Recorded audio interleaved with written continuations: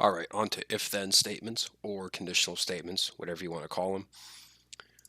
Syntax for that is we're going to type if. It'll start showing up the reddish color. And then there's a then, and then if you hit enter, it'll automatically make an end for you, or there's an end at the end of the if-then statement. So anything in between the if and the then is going to run the code inside of the statement if it's true. What I mean by that is if I do 1 is equal to with two equal signs, then I'll put if it's equal to 1, then we'll print the statement is true. So obviously 1 is equal to 1, so it'll print out the statement is true. So we have to use two equal signs inside of a conditional statement because it's different than setting a variable to a piece of data. So if I do my var using the one equal sign, and then we'll just do a string. So yeah, we're using two equal signs because we are comparing things, but one equal sign is setting data to a variable or whatever you want to do with it. So yeah, those are different because they have to be different because we're doing two different things.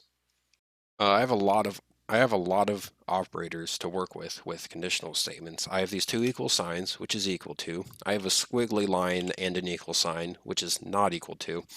What else? We have the greater than, which if it's greater than, we have the less than. If it's less than, we can do less than or equal to.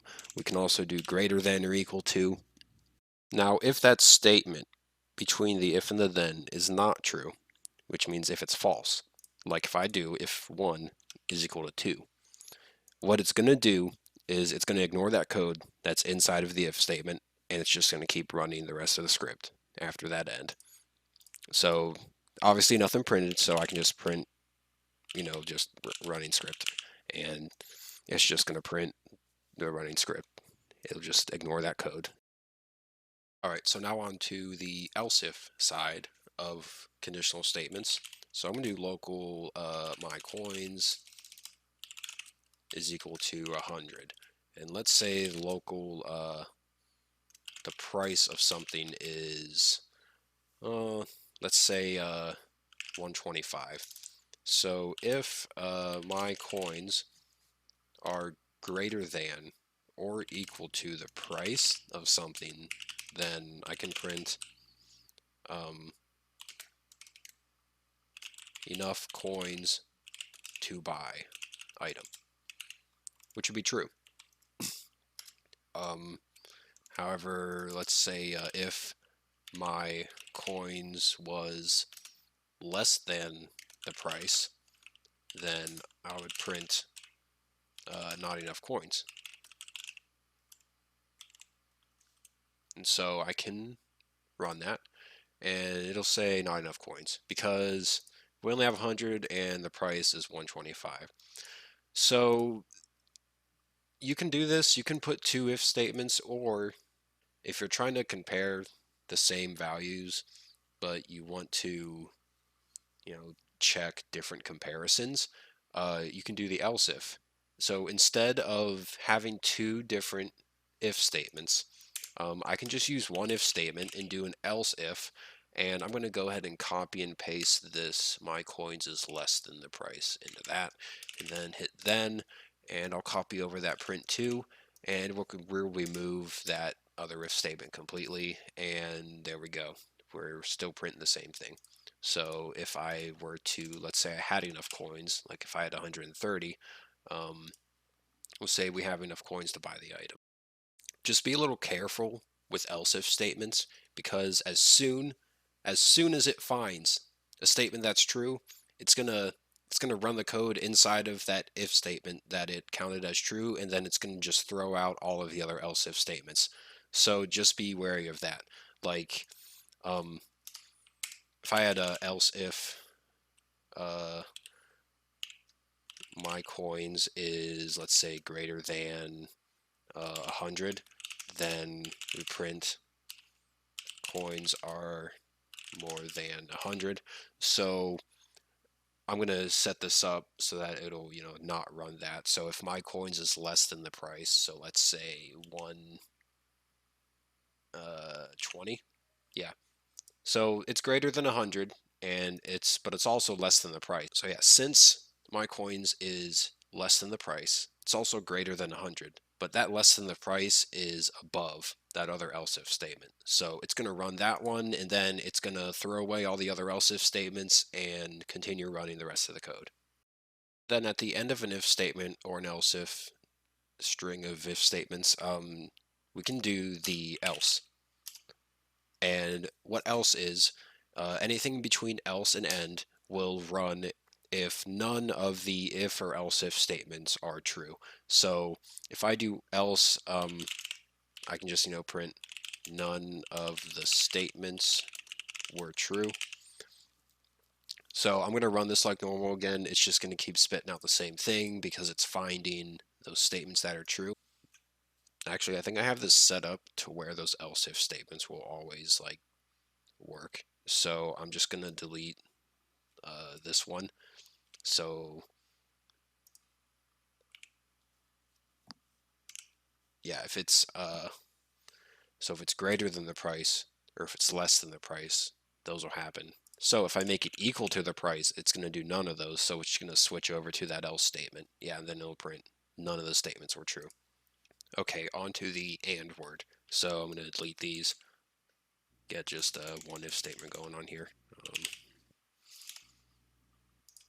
So if my coins is greater than the price and my coins are equal to, let's say, 150, then we'll print 150 coins is greater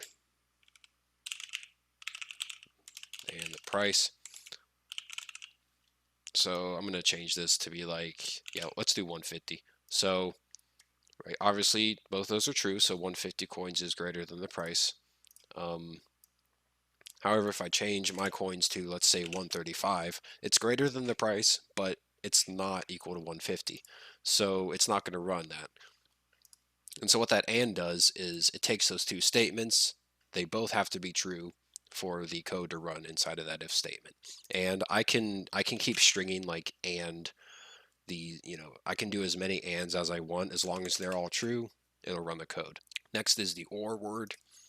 Type in or for or, and you can obviously I bet you can wonder what this does. If either of those are true, then it'll print that. So we're greater than the price or we're equal to 150. So we are greater than the price. So it'll print 150 coins is greater than the price. Anyways, um, you know, even though that other equals to 150 was false, that greater than price was true. So it's going to run that code. Same thing, I can do a bunch of ors, as many ors as I want to. As long as one of them is true, it's going to print that code inside. And I can do and or together. I'll show you what I mean by that. So if I do and that, and then I can do or my coins is equal to 135, then it'll still print that 150 coins is greater than the price because if it's greater than the price and my coins is equal to 150, or they can just be equal to 135. So you can get into some pretty beefy comparisons. And if you want to tell the script which comparisons you want to run first, you can put parentheses inside of if statements, and it'll follow PEMDAS. It'll follow PEMDAS where it'll do parentheses first. It's just basic math. So what I like about conditional statements is that you can compare instances, which is extremely powerful. I use it a lot, so I'm going to right click, insert a part here, and then I'm going to insert another part too. So I'll name one part one. Ooh, why'd that parent to that? I'll put that part inside our workspace too. And then I'll name this one part two. Then inside of our script, I'll do local part one is equal to workspace dot part one, and local part two is equal to workspace dot part two. Again, those are in workspace, so we got to go through workspace to get them. And I can do if part 1 is equal to part 2, then print this is the same part. So obviously part 1 and part 2 are, two different parts, so it's not going to print that. If I made the third variable, local my part, we'll set that equal to part 1. So if part 1 is equal to my part, then it'll print that this is the same part, and that is true. So it'll print that. And really the only two operators you can use are the equals to and the not equal to. So I'm going to switch back over to part 2. So if part 1 is not equal to part 2, then we'll print these are different parts. There we go. That'll print. All right, you catch all that? You still with me? Hopefully. Good. So yeah, that's pretty much the basics of if statements. There's a lot more. Obviously, as we go on, we'll be using them more and more. So I'll see you in the next video.